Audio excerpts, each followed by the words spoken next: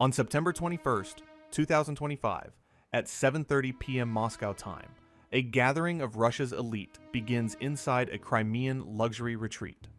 Within minutes, an experimental Ukrainian weapon will turn that haven into a battlefield.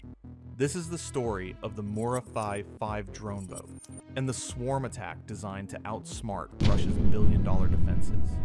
The sea is quiet, but one vessel is carving through it unnoticed. 16 feet long, stripped of excess weight, the Mura V5 moves like a shadow pressed low against the waves. Its hull is pure fiberglass, a choice that makes it glide faster and leaves radar struggling to find a trace. To Russian operators watching their scopes, it might as well be part of the water itself. Unlike massive warships that demand attention, this machine thrives on absence. It carries no crew, no lights, no wasted noise. The entire design philosophy is built around invisibility. But the Mura is not empty. Inside rests a hidden cargo, the kind of payload that turns a small vessel into a strategic weapon. Its role is not to fight head-on, but to carry its children to the edge of enemy waters. In military terms, it is a mothership. In practical terms, it is a courier of chaos. The Mura V5 represents more than clever engineering. It represents the shift in naval warfare, where the smallest hulls can force the biggest empires to watch their shores with dread. Hidden beneath the Mura's deck, 6 small drones wait like coiled hunters. They are built for speed and stealth, the kind of machines that trade reassurance for surprise. Each one is guided by a live operator and a lean autopilot, designed to close the distance quickly and present a tiny, hard-to-hit target to any defender. They carry compact warheads meant to punch through hardened surfaces, not to level entire districts, but to make precise, painful points of damage where it matters most. Think of them as the deliverers of a surgical shock. Small packages with outsized consequences. Their advantage lies in numbers and timing rather than brute force. A handful of these drones can force sprawling, expensive defenses to reveal themselves, waste costly interceptors, and fracture command attention. Together, they change the economics of an attack, making a low-cost strike compel a high-cost response. That mismatch is the real weapon. The drones are not anonymous toys. They are instruments of choice made in workshops and basements. A reminder that modern conflict often favors innovation and audacity as much as budgets and armor. 3 miles from the coast, the Mura V5 drops its pace to a crawl. The water calms around it, the bow barely cutting a ripple as the craft blends back into the background noise of the sea.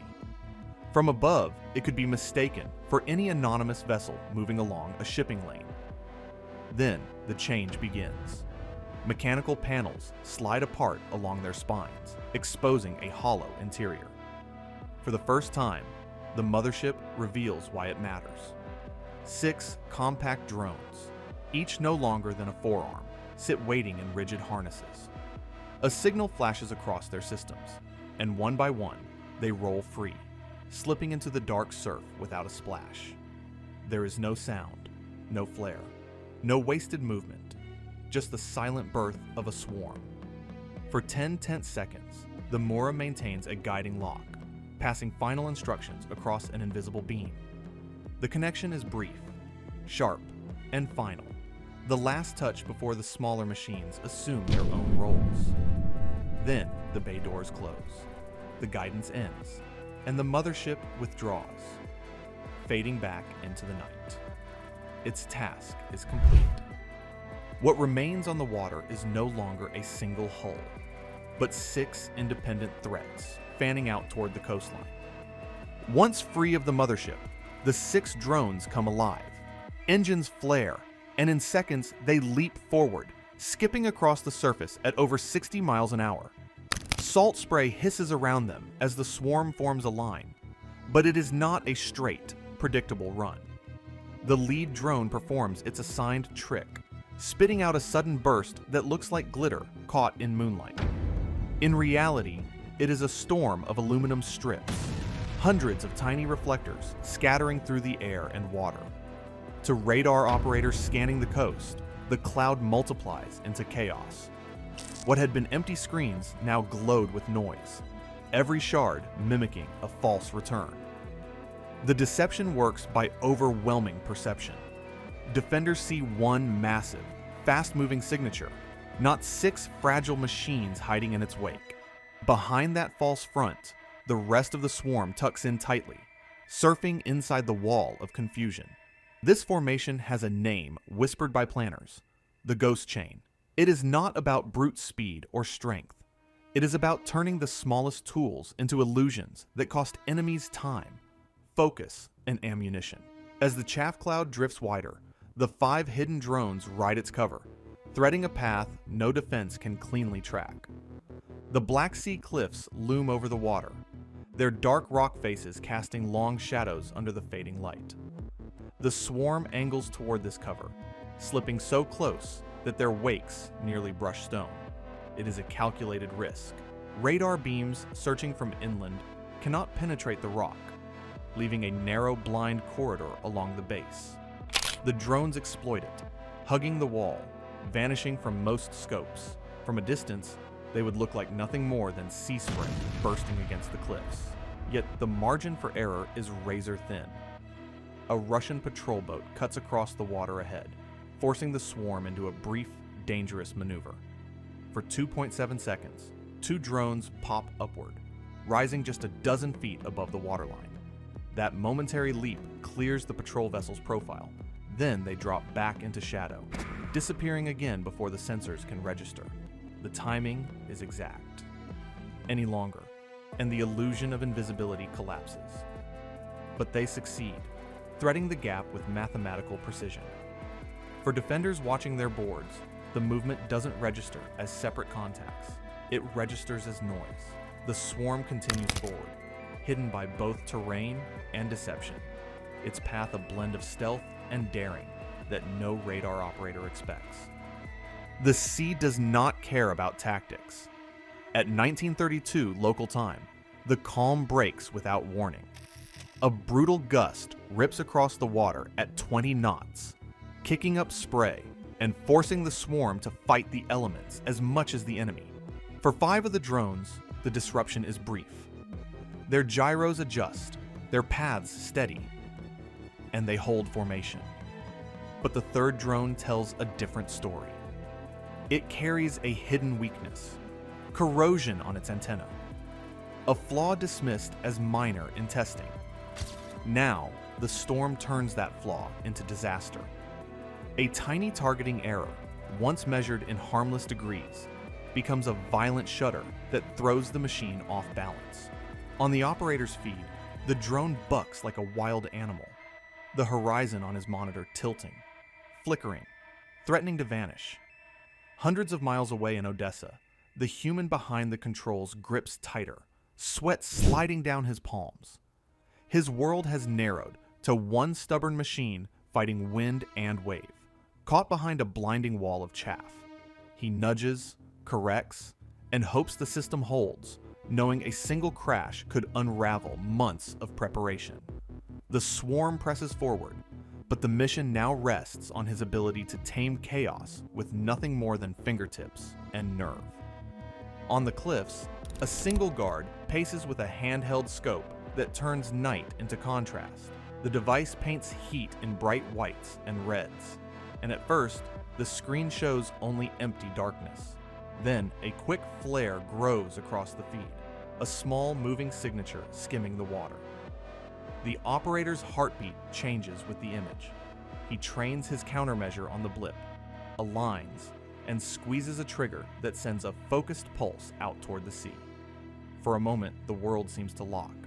The target shudders, sparks fly, and the decoy tumbles into the surf in a glittering spray. Triumph floods the radio. "Target down," he says, voice steady with relief.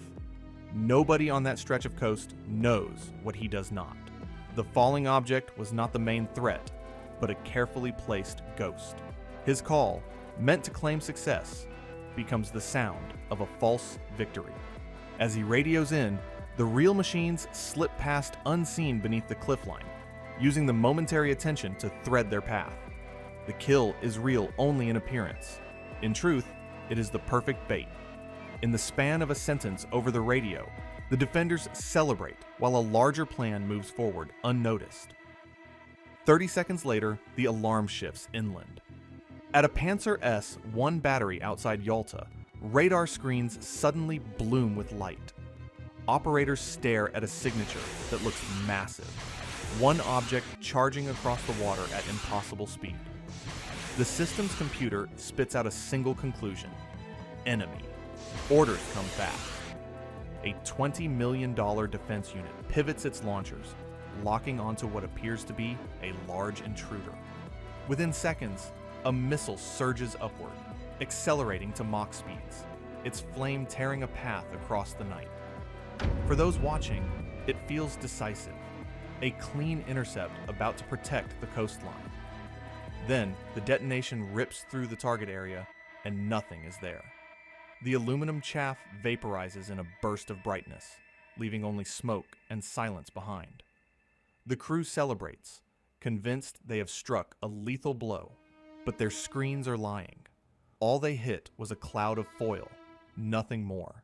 The drones kept moving while the crew celebrated a false kill. The real drones remain hidden, slipping closer to their goal while defenders congratulate themselves. What was meant to be a show of strength becomes proof that high-cost systems can be outsmarted with the cheapest tricks, turning victory into self-inflicted loss. Far offshore, the mothership still has one trick to play. Even after releasing its children, the Mura V5 is not finished. It powers down its engines, steadies against the waves, and begins to broadcast an electronic ghost. On the radar of a Russian patrol craft, a new image suddenly appears: a large, slow-moving vessel, out of place on the night sea. On the patrol boat, the radar shows a large contact moving in. Crews start talking fast, confirming bearings and preparing to intercept. Engines roar as the ship turns toward what looks like a major intruder. None of them realizes it's a trick. Radio traffic bursts to life as the patrol boat reacts. Bearings are called out in a rush, voices cutting over each other as engines roar to full power. The crew swings the vessel toward what they believe is a large intruder, eyes fixed on a glowing mark on the screen. They move with urgency, convinced they are intercepting something real. Out on the water, nothing actually waits for them. While the patrol tears away, the swarm of small drones continues forward in silence, sliding beneath the cover of night. The false signal has done its job. Every gallon of fuel burned, every man pulled into the chase, is spent on nothing more than an illusion. The actual threat now has a clear lane to the coast. Offshore, the Mura V5 powers down again, vanishing into background noise as if it had never been there. Behind it, the Russians are left chasing emptiness, while the real strike creeps ever closer to their guarded shore. The alarms hit first, then the airstrips come alive with hurried movement. Within seconds, an Su-30 claws into the night sky, afterburners splitting the darkness with fire. The twin-engine jet is worth tens of millions, built to dominate the air and crush intruders with speed and firepower. But the pilot staring through his visor is not chasing a single opponent. On his display, multiple blips appear at once, some hugging the surface so low they blend with sea clutter, others climbing to 200 feet, weaving toward a zone marked no fire. The restricted area covers civilian compounds, meaning any miscalculation risks shooting into protected ground. For a pilot trained to lock, fire, and move on, this is no straightforward engagement. Every second demands a choice. Which target is real, which path is legal, and which contact is bait? The geometry refuses to resolve into a simple solution. A handful of small drones have turned a supersonic predator into a man forced to juggle impossibilities at 9 times the speed of sound. Frustration rises in the cockpit as the swarm splits and recombines, each second buying more distance. For the first time, the hunter is made to feel cornered, trapped by threats far beneath his machine's power. Frustrated by evasive patterns, the Russian command throws a digital hammer across the sky. A blanket of electronic noise, 5 miles wide, pours outward, blanketing frequencies with raw power. For defenders, it is reassurance. Nothing can fly through this storm of interference. In Odessa, the operators feel it instantly. Screens fill with static. Data streams vanish. Control signals cut off in a wave of white noise. Hands hover over consoles with no way to intervene. For a moment, it seems the swarm is blind, yet the drones keep moving. Cut off from their controllers, the drones keep moving on their own. Instead of signals from above, they rely on the sensors built into their frames, gyroscopes and inertial units that track every shift, dip, and roll. Each machine feels its position through movement alone, correcting course as naturally as a pilot gripping a stick. They don't need satellites. They don't need a radio.